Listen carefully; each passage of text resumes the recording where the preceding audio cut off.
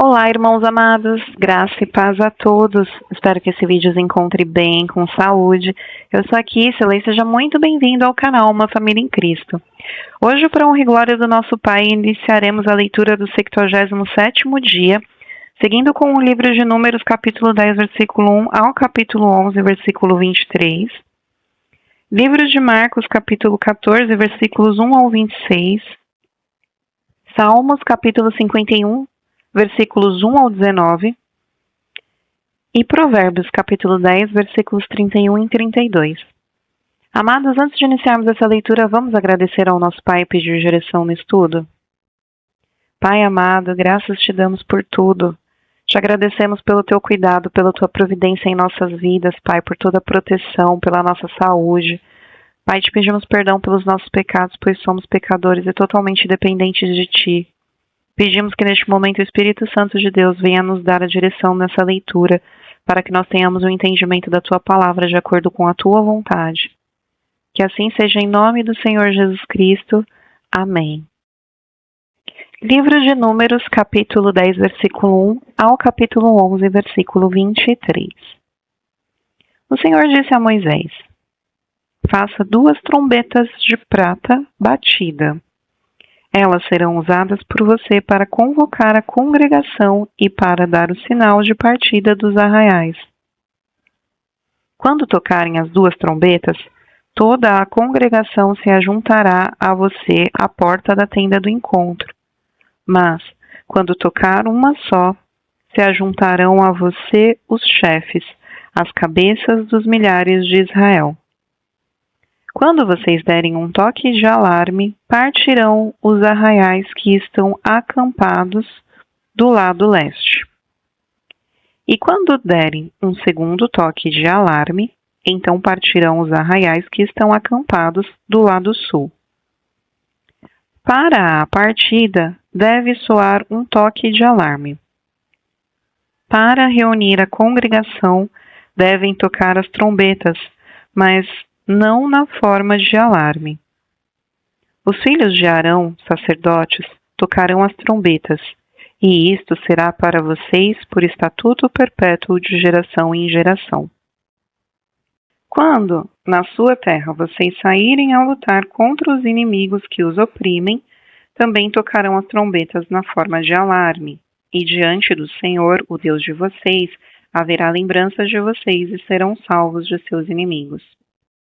Também, nos dias de alegria e nas festas fixas, e no princípio de cada mês, toquem as suas trombetas sobre os seus holocaustos e sobre os seus sacrifícios pacíficos, para que sejam por memorial diante do seu Deus. Eu sou o Senhor, o Deus de vocês. No segundo ano, no segundo mês, aos 20 dias do mês, a nuvem se ergueu de sobre o tabernáculo da congregação. Os filhos de Israel puseram-se em marcha, partindo do deserto do Sinai, jornada após jornada, e a nuvem repousou no deserto de Parã. Assim, pela primeira vez se puseram em marcha, segundo o mandado do Senhor por Moisés.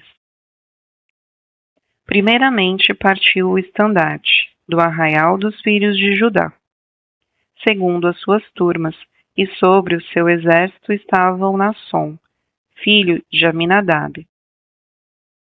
Sobre o exército da tribo dos filhos de Issacar estava Natanael, filho de Zuar. E sobre o exército da tribo dos filhos de Zebulon estava Eliabe, filho de Elon.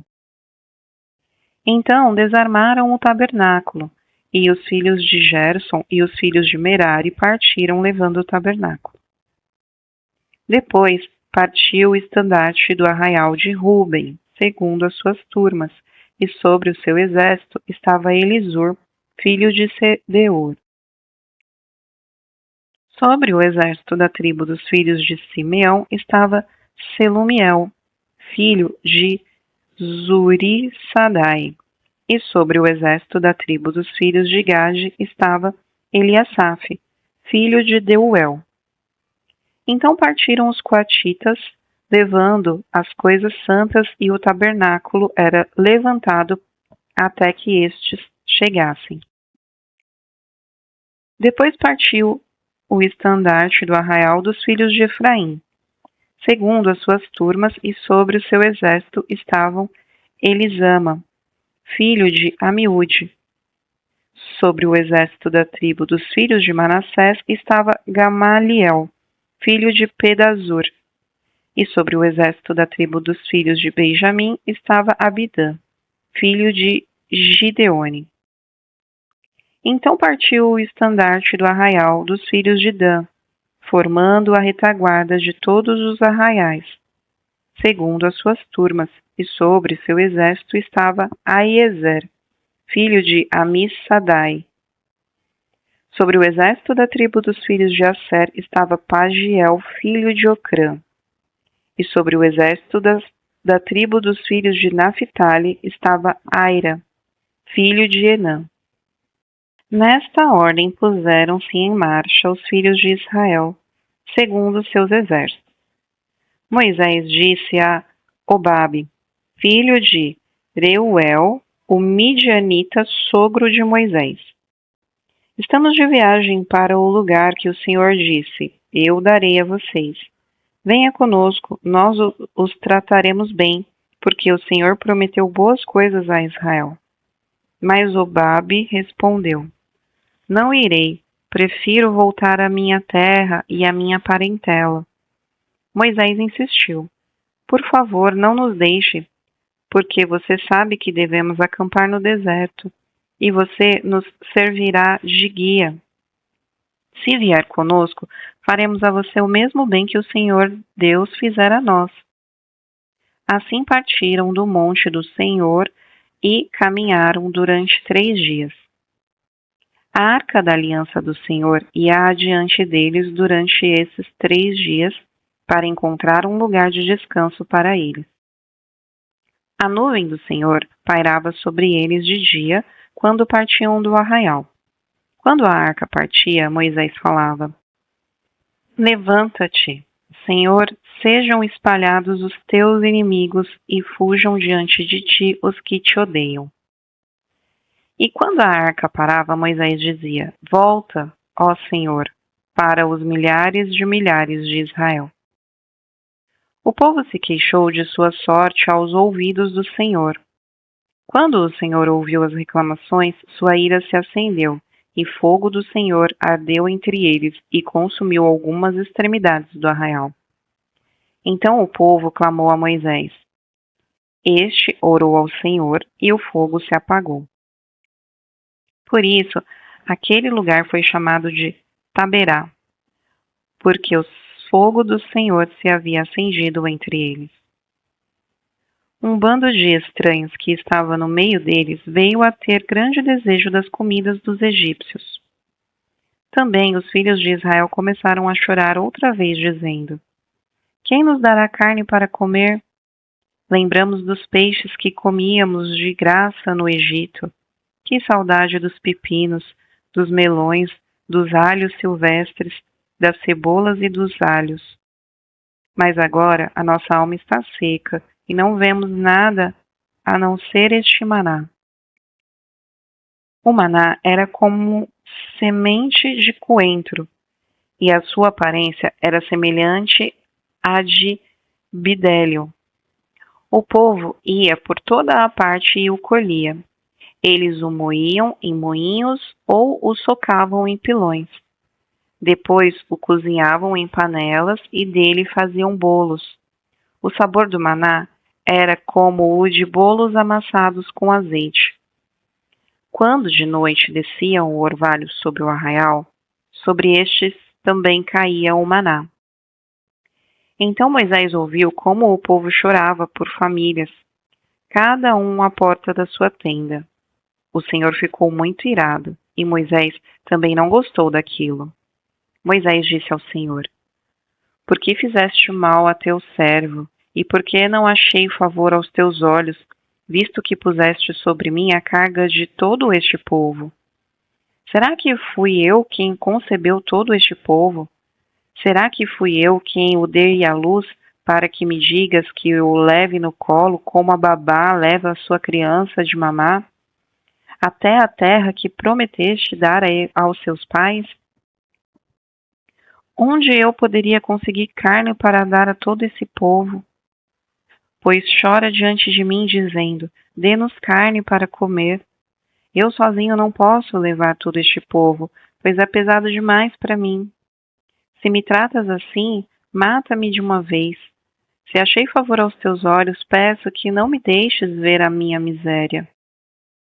O Senhor respondeu a Moisés: reúna para mim 70 homens dos anciãos de Israel, que você sabe que são anciãos e superintendentes do povo, e traga-os diante da tenda do encontro, para que estejam ali com você. Então descerei ali e falarei com você.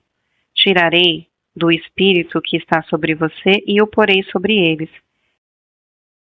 E eles ajudarão você a levar a carga do povo, para que você não tenha de levá-la sozinho. Diga ao povo: santifiquem-se para amanhã, e vocês comerão carne.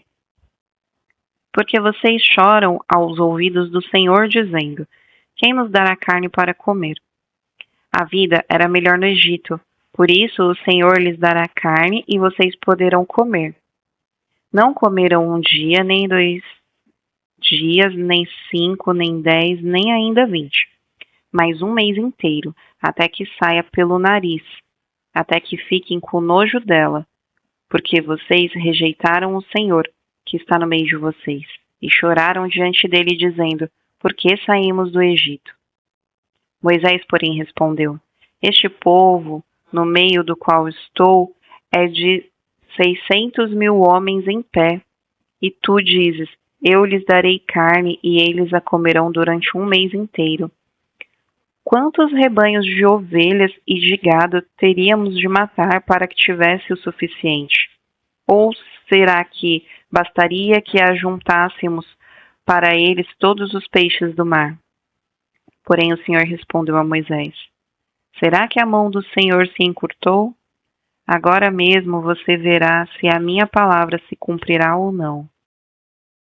Livro de Marcos, capítulo 14, versículos 1 ao 26. 2 dias depois, seria celebrada a Páscoa, a festa dos pães sem fermento. Os principais sacerdotes e os escribas procuravam uma forma de prender Jesus, a traição, para matá-lo, pois diziam: não durante a festa, para que não haja tumulto entre o povo.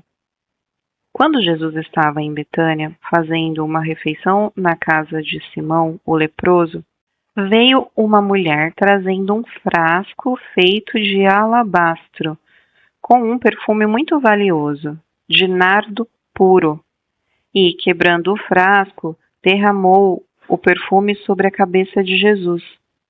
Alguns dos que estavam ali ficaram indignados e diziam entre si: para que este desperdício de perfume? Este perfume poderia ter sido vendido por mais de 300 denários para ser dado aos pobres. E murmuravam contra ela. Mas Jesus disse: deixem a mulher em paz. Por que vocês a estão incomodando? Ela praticou uma boa ação para comigo. Porque os pobres estarão sempre com vocês, e quando quiserem, podem fazer-lhes o bem, mas a mim vocês nem sempre terão. Ela fez o que pôde, ungiu o meu corpo antecipadamente para a sepultura. Em verdade lhes digo que, onde for pregado em todo o mundo o Evangelho, também será contado o que ela fez, para a memória dela. E Judas Iscariotes, um dos 12, foi falar com os principais sacerdotes, para lhes entregar Jesus. Eles, ouvindo isto, se alegraram e prometeram dar dinheiro a ele. Nesse meio tempo, Judas buscava uma boa ocasião para entregar Jesus. E no primeiro dia da festa dos pães sem fermento, quando se fazia o sacrifício do cordeiro pascal, os discípulos de Jesus lhe perguntaram: onde quer que façamos os preparativos para que o Senhor possa comer a Páscoa? Então Jesus enviou 2 dos seus discípulos, dizendo-lhes: vão até a cidade. Ali, um homem trazendo um cântaro de água sairá ao encontro de vocês. Sigam esse homem e digam ao dono da casa em que ele entrar que o mestre pergunta: onde fica o meu aposento no qual comerei a Páscoa com os meus discípulos? E ele lhes mostrará um espaçoso cenáculo, mobiliado e pronto. Ali façam os preparativos. Os discípulos saíram, foram à cidade e, achando tudo como Jesus lhe havia dito, prepararam a Páscoa. Ao cair da tarde, Jesus chegou com os 12. Quando estavam à mesa e comiam, Jesus disse: em verdade lhes digo que um de vocês, o que come comigo, vai me trair. E eles começaram a entristecer-se e a perguntar-lhe, um por um: por acaso seria eu? Jesus respondeu: é um dos 12, o que comigo põe a mão no prato. Pois o Filho do Homem vai, como está escrito a seu respeito. Mas ai daquele por quem o Filho do Homem está sendo traído.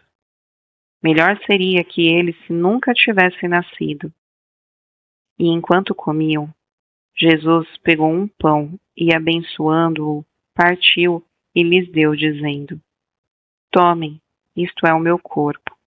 A seguir, Jesus pegou um cálice e, tendo dado graças, o deu aos seus discípulos, e todos beberam dele. Então lhes disse: isto é o meu sangue, o sangue da aliança derramado em favor de muitos. Em verdade lhes digo que nunca mais beberei do fruto da videira, até aquele dia em que beberei o vinho novo no reino de Deus. E tendo cantado um hino, saíram para o Monte das Oliveiras. Livro de Salmos, capítulo 51, versículos 1 ao 19. Ao mestre de canto, Salmo de Davi. Quando o profeta Natã foi falar com ele, depois de ele ter estado com Batseba. Compadece-te de mim, ó Deus, segundo a tua benignidade, e segundo a multidão das tuas misericórdias, apaga as minhas transgressões. Lava-me completamente da minha iniquidade e purifica-me do meu pecado. Pois eu conheço as minhas transgressões e o meu pecado está sempre diante de mim. Pequei contra ti somente, e fiz o que é mal aos teus olhos. De maneira que será tido por justo o teu falar e puro o teu julgar. Eu nasci na iniquidade e em pecado me concebeu a minha mãe. Eis que te agradas da verdade no íntimo e no oculto me fazes conhecer a sabedoria. Purifica-me com o hisopo e ficarei limpo. Lava-me e ficarei mais alvo do que a neve. Faze-me ouvir júbilo e alegria para que exultem os ossos que esmagaste. Esconde o teu rosto dos meus pecados e apaga todas as minhas iniquidades. Cria em mim, ó Deus, um coração puro e renova dentro de mim um espírito inabalável. Não me lances fora da tua presença, nem me retires do teu Santo Espírito.